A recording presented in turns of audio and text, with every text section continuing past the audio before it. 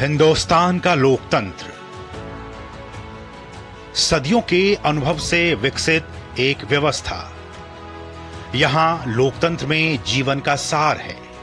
यहां अलग अलग विचारों का सम्मान है और यही एक लोकतंत्र को जीवंत और मजबूत बनाता है। भारत में लोकतंत्र एक सदियों पुरानी अवधारणा है। हमारे लोकतंत्र में स्वतंत्रता, स्वीकार्यता, समानता और समावेशिता के मूल्य शामिल हैं और ये अपने आम नागरिकों को गुणवत्तापूर्ण और सम्मानजनक जीवन जीने का अवसर देता है। भारतीय लोकतंत्र लोगों की सत्यता, सहयोग, समन्वय, शांति, सहानुभूति और सामूहिक शक्ति का उत्सवपूर्ण उद्घोष है। भारत में लोकतंत्र केवल एक प्रणाली नहीं है, बल्कि ये एक संस्कृति, विचार और परंपरा है। भारत जैसे जीवंत लोकतंत्र के पास एक जीवंत संसद है, जो देश की सबसे बड़ी पंचायत है। ये केवल एक इमारत नहीं है, बल्कि 140 करोड़ भारतवासियों की आकांक्षाओं और सपनों का प्रतिबिंब है, उसका आईना है। ये भारत के दृढ़ संकल्प का संदेश देता लोकतंत्र का मंदिर है। संसद देश और लोगों के सपनों को साकार करने का एक संकल्प स्थल है। संसद भारतीय लोकतांत्रिक प्रणाली की शक्ति और प्रगति को दर्शाती है, जिसने सभी प्रकार की उथल-पुथल और संघर्षों का सामना किया है और अनगिनत ऐतिहासिक मील के पत्थर भी देखे हैं। देश की लोकतांत्रिक भावनाओं का प्रतीक है हमारी संसद।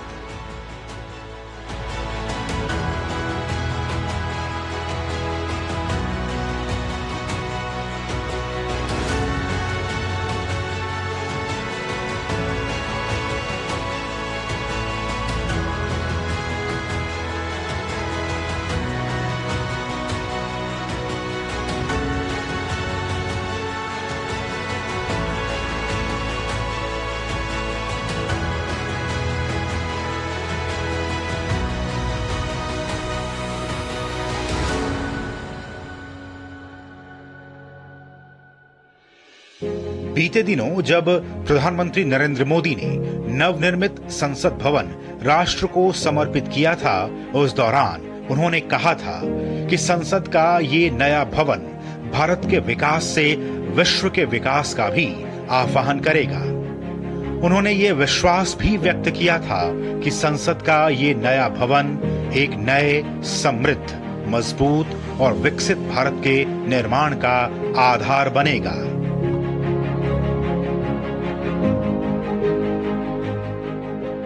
ये सिर्फ एक भवन नहीं है, ये 140 करोड़ भारतवासियों की आकांक्षाओं और सपनों का प्रतिबिंब है।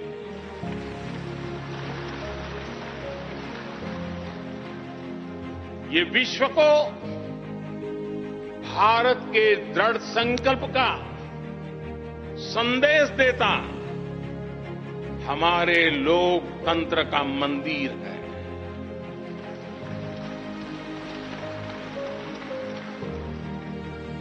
ये नया संसद भवन योजना को यथार्थ से, नीति को निर्माण से, इच्छा शक्ति को क्रिया शक्ति से, संकल्प को सिद्धि से जोड़ने वाली अहम कड़ी साबित होगा। ये नया भवन हमारे स्वतंत्रता सेनानियों के सपनों को साकार करने का माध्यम बनेगा। ये नया भवन आत्मनिर्भर भारत के सूर्योदय का साक्षी बनेगा।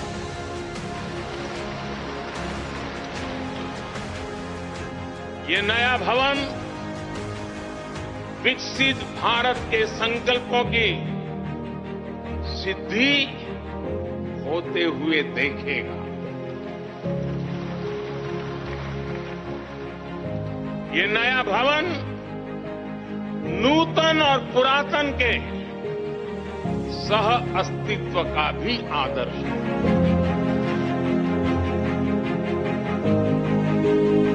G20 के प्रेसिडेंट के तौर पर भारत आप सभी का हार्दिक स्वागत करता है। बीते दिनों भारत ने पहली बार G20 शिखर सम्मेलन की सफल मेजबानी की।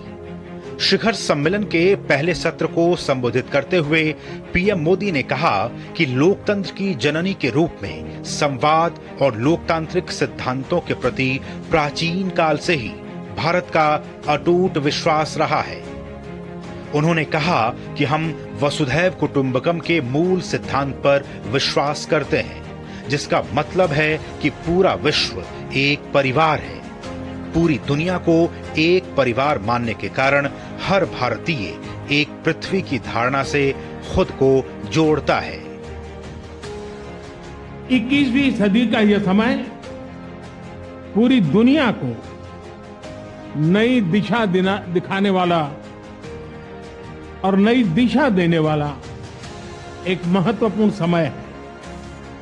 ये वो समय है जब बरसों पुरानी चुनौतियां हमसे नए समाधान मांग रही है और इसलिए हमें ह्यूमन सेंट्रिक अप्रोच के साथ अपने हर दायित्व को निभाते हुए ही आगे बढ़ना है। यह हम सभी के साथ मिलकर चलने का समय है और इसलिए सबका साथ, सबका विकास, सबका विश्वास, सबका प्रयास का मंत्र हम सभी के लिए एक पथ प्रदर्शक बन सकता है।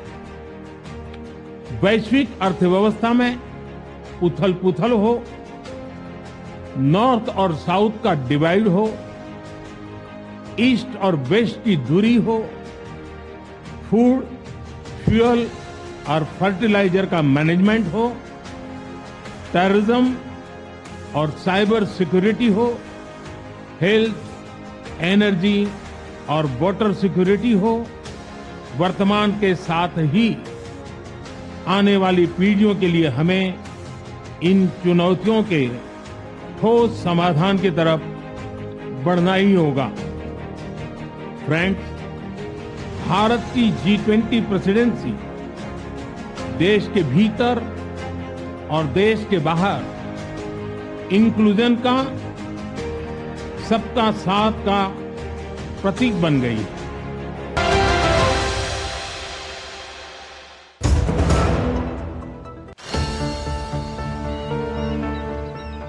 जो बनकर मेरा हमसफर आएगा, सिर्फ उसी को फर्क नजर आएगा।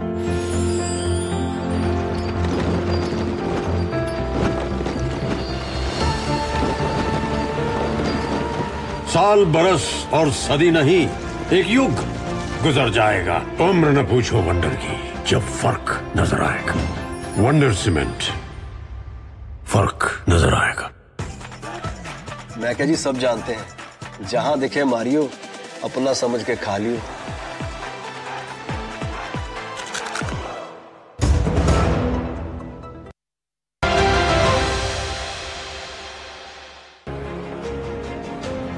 बीते दिनों संसद के विशेष सत्र के आयोजन के दौरान भी प्रधानमंत्री ने इस बात को रेखांकित किया था कि आज भारत विश्व मित्र के रूप में अपनी जगह बना पाया है। उन्होंने कहा था कि अनेक चुनौतियों के बावजूद भी हर स्पीकर ने, हर सभापति ने बेहतरीन तरीके से दोनों सदनों को सुचारू रूप से चलाया है। अनेक चुनौतियों के बावजूद भी हर स्पीकर ने, हर सभापति ने बेहतरीन तरीके से दोनों सदनों को सुचारू रूप से चलाया है और अपने कार्यकाल में उन्होंने जो निर्णय किए, वो निर्णय मावलंकर जी से काल से शुरू हुए हो या सुमित्रा जी के कालखंड के हो या बिरला जी के, आज भी उन निर्णयों को रेफरेंस पॉइंट माना जाता है।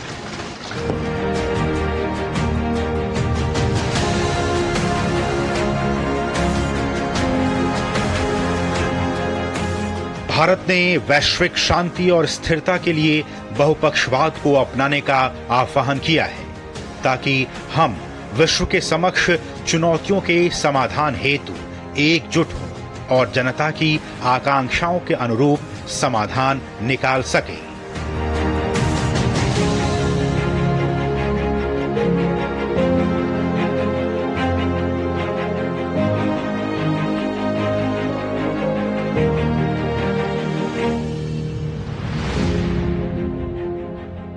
पचहत्तर वर्षों के लोकतंत्र की इस गौरवशाली यात्रा के दौरान हमारा लोकतंत्र और अधिक सशक्त और जीवंत हुआ है। हमारी संसद जनता के समावेशी सामाजिक आर्थिक विकास का मार्ग प्रशस्त करने के लिए निरंतर प्रयास कर रही है।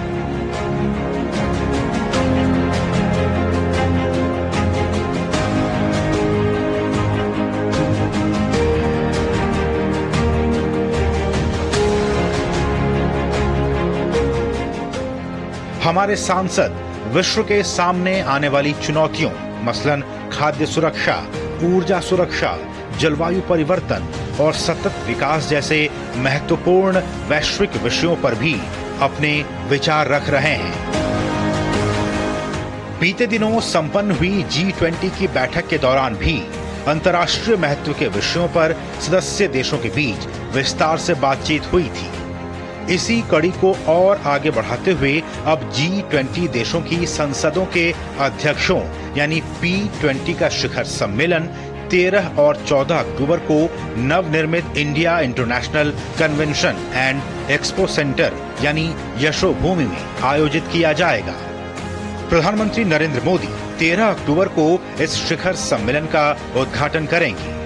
लोकसभा अध्यक्ष ओम बिरला ने कहा है कि G20 देशों के अलावा 10 अन्य देश एवं अंतर्राष्ट्रीय संगठन भी इस शिखर सम्मेलन में हिस्सा लेंगे और अब तक 26 अध्यक्षों, 10 उपाध्यक्षों, 1 समिति के अध्यक्ष और IPU अध्यक्ष सहित 50 सांसदों और 14 महासचिवों ने इसमें अपनी भागीदारी की पुष्टि कर दी है।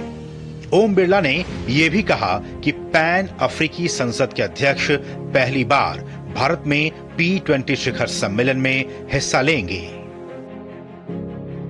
इस सम्मेलन में G20 देशों की संसदें और उसके आमंत्रित देशों की संसदें और उसके अलावा अफ्रीकन पैन इंडिया की संसद के वर्तमान पीठासीन अधिकारी इस सम्मेलन में आएंगे। ये सम्मेलन में करीबन 25 पीठासीन अधिकारी, 10 वाइस प्रेसिडेंट, एक विदेश कमेटी के चेयरमैन, IPU के अध्यक्ष जो संसद की इंटरनेशनल बॉडी है और 50 से ज्यादा सांसद इस P20 सम्मेलन में आएंगे। P20 सम्मेलन में अभी तक जितनी P20 सम्मेलन हुआ है उसमें सबसे ज्यादा भागीदारी इस सम्मेलन में हुई है।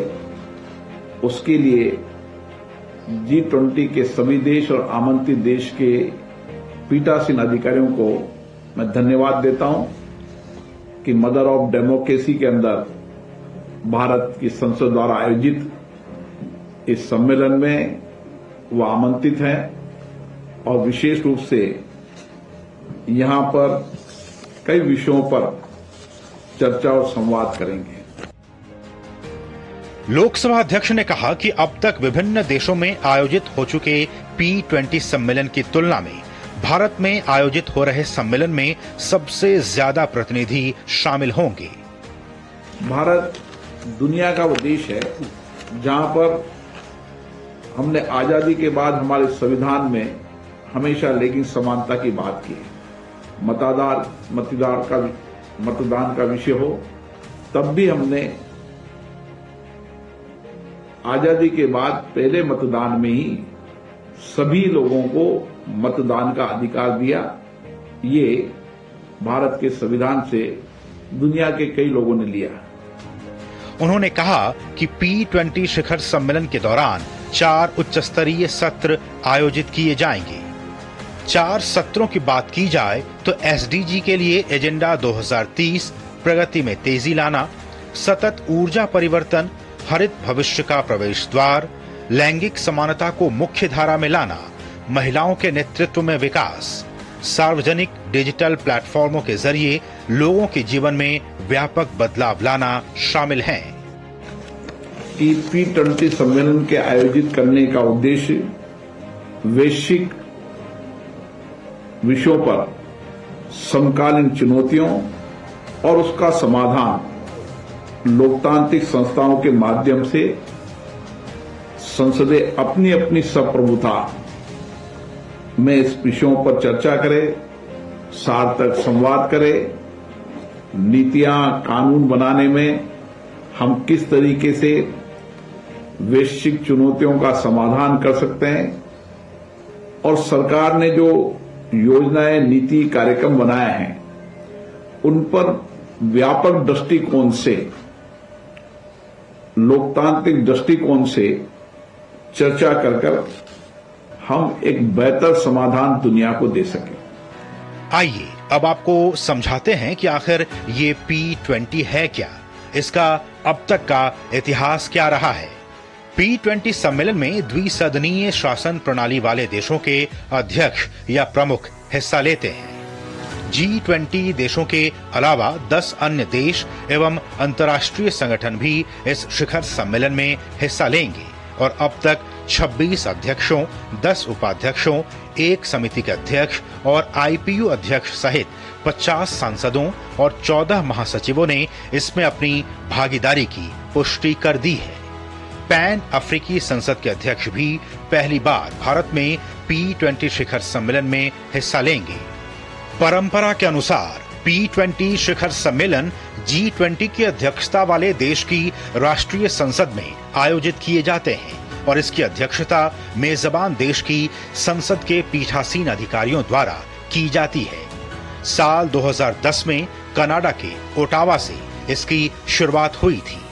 पहला पूर्ण P20 शिखर सम्मेलन 2018 में अर्जेंटीना की संसद द्वारा अंतर संसदीय संघ यानी IPU के सहयोग से आयोजित किया गया था। तब से G20 प्रेसिडेंसी की संसदें IPU के साथ साझेदारी में P20 शिखर सम्मेलन का आयोजन कर रही हैं। 7वां P20 शिखर सम्मेलन IPU को शामिल किए बगैर ही इटली की संसद द्वारा आयोजित किया गया था। अब तक G20 स्पीकरों की 8 बैठकें हो चुकी हैं। 9वीं बैठक दिल्ली में होगी। G20 देशों की संसदों का संगठन P20 है। ये विश्व के सकल घरेलू उत्पाद का 80% और व्यापार का 75% प्रतिनिधित्व करता है। ये दुनिया की 2/3 आबादी का भी प्रतिनिधित्व करता है। अब तक हुए सम्मेलनों की बात की जाए तो साल 2010 में कनाडा में पहला स्पीकर्स परामर्श का आयोजन किया गया था। साल 2011 में साउथ कोरिया में दूसरा स्पीकर्स परामर्श आयोजित किया गया था। साल 2012 में सऊदी अरब में तीसरा स्पीकर्स परामर्श का आयोजन किया गया था। साल 2013 में मैक्सिको में चौथा स्पीकर्स परामर्श आयोजित किया गया था। साल 2014 में ऑस्ट्रेलिया में सम्मेलन का आयोजन नहीं हुआ था। साल 2015 में तुर्की में इस सम्मेलन का आयोजन नहीं हुआ था। साल 2016 में भी चाइना में सम्मेलन का आयोजन नहीं हुआ। वहीं साल 2017 में भी जर्मनी में इस सम्मेलन का आयोजन नहीं हुआ। साल 2018 में अर्जेंटीना में 5वां P20 शिखर सम्मेलन का आयोजन किया गया। साल 2019 में जापान में 6ठा P20 समिट का आयोजन हुआ। वहीं साल 2020 में सऊदी अरब में इस सम्मेलन का आयोजन नहीं हुआ। साल 2021 में इटली में 7वां P20 समिट हुआ। साल 2022 में इंडोनेशिया में 8वां P20 समिट का आयोजन किया गया और अब 2023 में भारत में 9वां P20 समिट का आयोजन होगा। ये हमारे लिए गर्व का विषय है कि G20 के सफल आयोजन के बाद पार्लियामेंट 20 की बैठक का आयोजन नई दिल्ली में भारत में हो रहा है और इसमें जो G20 का डॉक्यूमेंट जिसमें कंसेंसस हुआ है उसके बारे में चर्चा होगी। इसके अलावा इसमें मैं बताना चाहती हूँ कि जो P20 है वो G20 से कनेक्टेड रहती है। जिस देश में G20 की बैठक होती है उस देश में P20 की बैठक साथ ही साथ होती है और ये बैठक का आयोजन होस्ट कंट्री और इंटरनेशनल पार्लियामेंट यूनियन के सहयोग से होता है। इंटरनेशनल पार्लियामेंट यूनियन एक पार्लियामेंट्स का इंटरनेशनल ऑर्गेनाइजेशन है और उनका इन मीटिंग्स को आयोजित करने का लंबा अनुभव है और उनके सहयोग से बैठक का आयोजन अपने उच्चतम शिखर पर पहुंच सकता है। भारतीय संसद की जन समर्थक पहलों की बात की जाए तो संसद टीवी का लॉन्च होना, साथ ही डिजिटल संसद ऐप का निर्माण करना जन समर्थक पहल में शामिल है।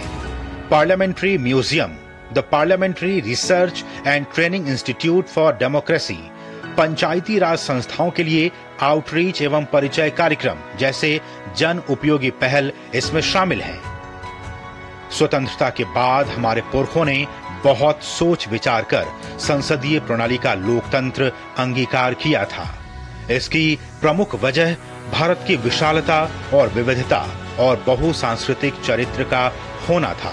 इसी वजह से द्विसदनीय संसद का गठन भी किया गया था, जिससे प्रत्येक राज्य का प्रतिनिधित्व राज्यों की परिषद यानी उच्च सदन राज्यसभा में हो सके।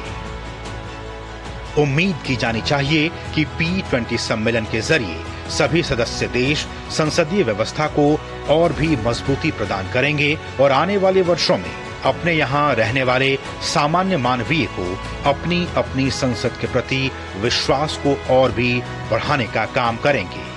वैश्विक लोकतांत्रिक व्यवस्था की सबसे बड़ी ताकत भी यही है कि वो लोगों का विश्वास हमेशा बनाए रखें।